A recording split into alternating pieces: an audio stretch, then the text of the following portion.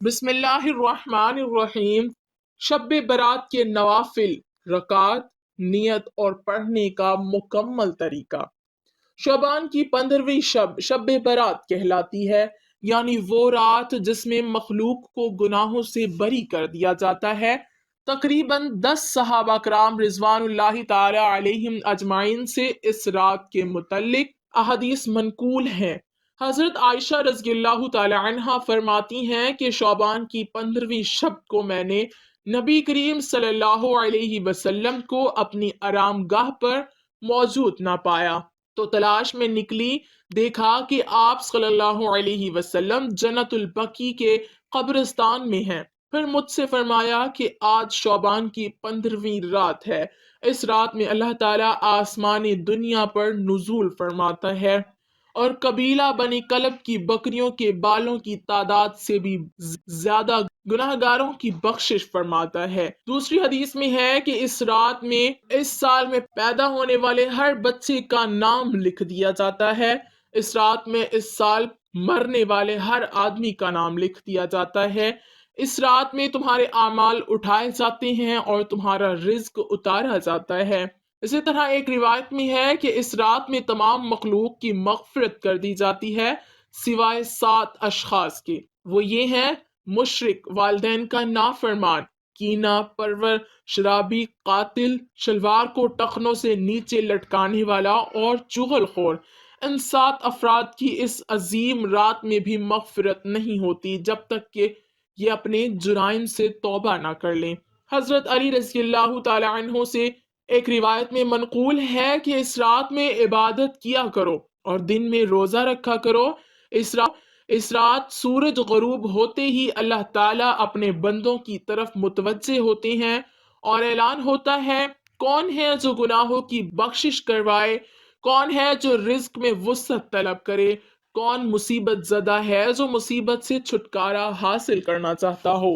ان احادیث کریمہ اور صحابہ کرام اور بزرگان دین کے عمل سے ثابت ہوتا ہے کہ اس رات میں 3 کام کرنے کے ہیں۔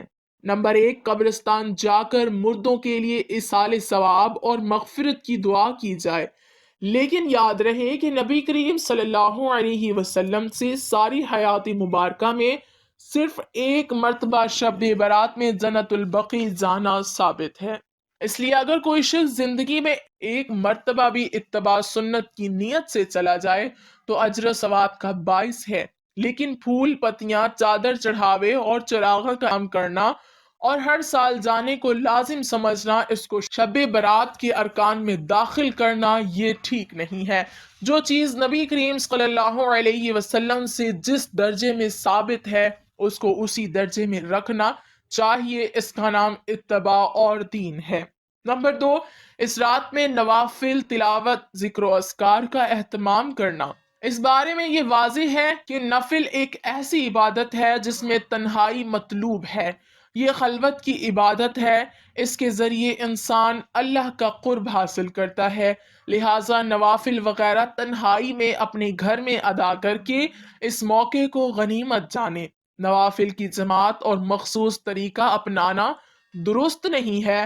یہ فضیلت والی راتیں شور و شغب اور میلے اجتماع منعقد کرنے کی راتیں نہیں ہیں، بلکہ گوشہ تنہائی میں بیٹھ کر اللہ سے تعلقات استوار کرنے کے قیمتی لمحات ہیں، ان کو ضائع ہونے سے بچائیں۔ نمبر 3، دن میں روزہ رکھنا بھی مستحب ہے۔ ایک تو اس بارے میں حضرت علی رضی اللہ تعالی عنہ کی روایت ہے، اور دوسرا یہ کہ نبی کریم صلی اللہ علیہ وسلم ہر ماہ ایام بیض کے روزوں کا اہتمام فرماتے تھے، لہٰذا اس نیت سے روزہ رکھا جائے تو موجب اور اجر و ثواب ہوگا۔ باقی اس رات میں پٹاخے بجانا، آتش بازی کرنا اور حلوے کی رسم کا اہتمام کرنا، یہ سب خرافات اور اسراف میں شامل ہیں۔ شیطان ان فضولیات میں انسان کو مشغول کر کے اللہ کی مغفرت اور عبادت سے محروم کر دینا چاہتا ہے، اور یہی شیطان کا اصل مقصد ہے۔ سب سے پہلے نمبر پر کہ اس رات میں نفل کس وقت پڑھنے چاہیے، تو اس حوالے سے سمجھ لیجئے کہ ان میں رسول اللہ صلی اللہ علیہ وسلم نے ارشاد فرمایا کہ نصف شعبان کی رات جیسے ہی سورج غروب ہوتا ہے، یعنی 15 شعبان کا سورج جیسے ہی غروب ہوتا ہے اور 15ویں شعبان کی شب شروع ہوتی ہے، تو اللہ رب العالمین غروب آفتاب سے ہی آسمانی دنیا پر اپنی رحمتیں نازل فرماتا ہے، اور یہ اللہ کی طرف سے ندا آتی ہے کہ ہے کوئی مغفرت مانگنے والا، ہے کوئی رزق مانگنے والا، کوئی مصیبتوں سے نجات مانگنے والا، کوئی عافیت طلب کرنے والا، تو یہ سلسلہ طلوع فجر تک رہتا ہے۔ تو اس رات کی خصوصیت یہ ہے کہ اللہ رب العالمین غروب آفتاب سے لے کر طلوع فجر تک اپنی رحمتیں آسمان دنیا پر نازل فرماتا ہے۔ تو اس رات میں جب چاہیں آپ نفل پڑھ سکتے ہیں، مغرب کے بعد پڑھنا چاہیں، عشاء کے بعد، یا اسی رات میں کسی بھی حصے میں پڑھ سکتے ہیں۔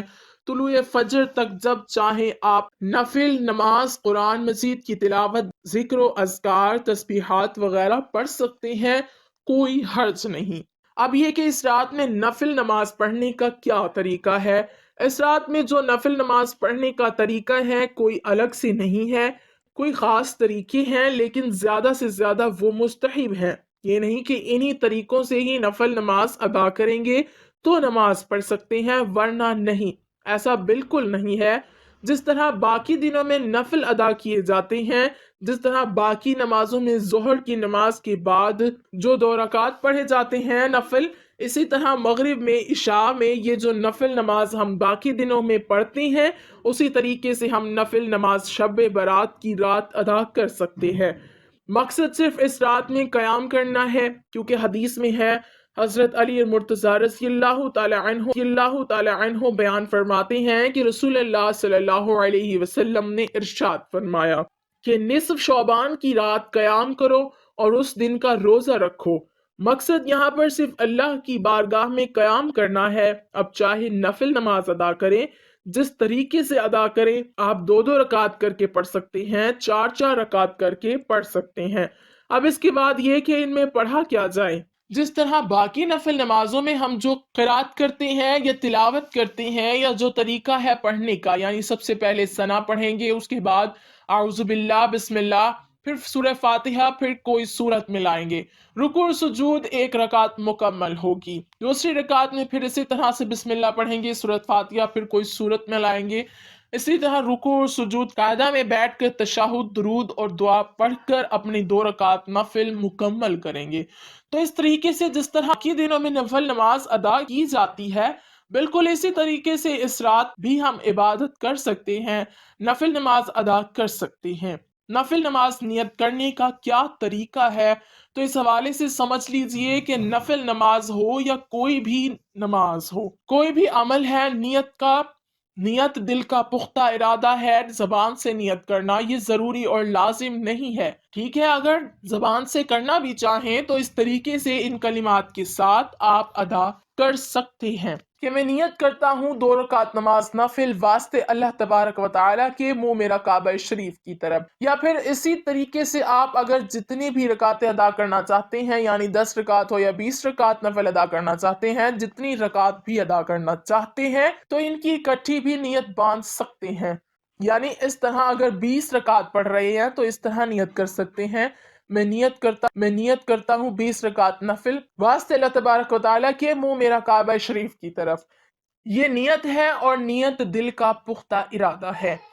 یہی نیت دل میں کرنا چاہیں کر سکتے ہیں، اگر زبان سے کرنا چاہیں تو اس طریقے سے نیت کر سکتے ہیں۔ اور باقی پڑھنے کا طریقہ میں نے عرض کر دیا، لیکن اس رات میں صلاۃ التسبیح کا اہتمام ضرور کیجئے، کیونکہ اس کی بہت زیادہ فضیلت آئی ہے۔ اور صلاۃ التسبیح پڑھنے کا طریقہ کیا ہے؟ صلاۃ التسبیح 4 رکعت نماز ہوتی ہے۔ یہ نماز رسول اللہ صلی اللہ علیہ وسلم نے اپنے چچا حضرت عباس رضی اللہ تعالی عنہ کو بطور تحفہ و عطیہ کے سکھائی تھی۔ اس کی فضیلت یہ ارشاد فرمائی ہے کہ اس کے پڑھنے سے سارے گناہ چھوٹے بڑے معاف ہو جاتے ہیں۔ طریقہ یہ ہے کہ 4 رکعت صلاۃ التسبیح کی نیت باندھ کر پہلی رکعت میں کھڑے ہو کر ثنا، تعوذ، تسمیہ سورت کے بعد رکوع میں جانے سے پہلے 15 مرتبہ یہ تسبیح پڑھیں، سبحان اللہ والحمد للہ ولا الہ الا اللہ واللہ اکبر، پھر رکوع میں سبحان ربی العظیم کے بعد 10 مرتبہ تسبیح پڑھیں، پھر قمہ میں سمیع اللہ لمن حمیدہ ربنا لک الحمد، اس کے بعد 10 مرتبہ تسبیح پڑھیں، پھر پہلے سجدہ میں سبحان ربی الاعلیٰ کے بعد 10 مرتبہ پڑھیں، پھر پہلے سجدے سے اٹھ کر جلسہ میں 10 مرتبہ، پھر دوسرے سجدہ میں سبحان ربی الاعلیٰ کے بعد 10 مرتبہ تسبیح پڑھیں، پھر دوسرے سجدے سے اٹھتے ہوئے اللہ اکبر کہہ کر بیٹھ جائیں اور 10 مرتبہ تسبیح پڑھیں، پھر بغیر اللہ اکبر کہے دوسری رکعت کے لیے کھڑے ہو جائیں، پھر اسی طرح دوسری، تیسری اور چوتھی رکعت مکمل کریں۔ دوسری اور چوتھی رکعت کے قعدہ میں پہلے 10 مرتبہ تسبیح پڑھیں اور پھر التحیات پڑھیں، اسی ترتیب سے چاروں رکعت میں تسبیح پڑھیں، اس طرح 4 رکعت میں کل تسبیحات 300 مرتبہ ہو جائیں گی۔ تو اس رات میں صلاۃ التسبیح کا اہتمام ضرور کرنا ہے، کیونکہ نبی کریم صلی اللہ علیہ وسلم نے ارشاد فرمایا کہ اللہ رب العالمین اس بندے کی پچھلی زندگی کے جو گناہ ہیں، چھوٹے بڑے، پوشیدہ ہیں یا اعلانیہ ہیں، اللہ رب العالمین تمام کے تمام صلاۃ التسبیح کی برکت سے معاف فرما دیتا ہے۔ تو صلاۃ التسبیح کا اہتمام کریں، تلاوت کریں قرآن مجید کی، اور اس طرح ذکر و اذکار کریں، تسبیحات وغیرہ کر کے اس رات کی برکات حاصل کریں۔ اس میں کوئی خاص وقت نہیں ہے کہ اس وقت میں یہ کرنا چاہیے، فلاں وقت میں یہ کرنا چاہیے، اس چیز میں نہیں الجھیں۔ جب آپ چاہیں نفل ادا کرنا چاہیں نفل پڑھ سکتے ہیں، جب چاہیں آپ قرآن مجید کی تلاوت کر سکتے ہیں، جب چاہیں آپ ذکر و اذکار کر سکتے ہیں، تسبیحات وغیرہ کر کے اس رات میں، اور دیگر جو عبادات ہیں وہ آپ کر سکتی ہیں۔ اللہ سے دعا ہے کہ اللہ رب العالمین اس رات کی جو برکات اور رحمتیں ہیں وہ ہمیں عطا فرمائے، آمین۔ اللہ پاک ہمیں دین کی سمجھ نصیب فرمائے اور ہمارا خاتمہ ایمان پر فرمائے، آمین۔ ناظرین، کمنٹ باکس میں اللہ کے 99 ناموں میں سے ایک نام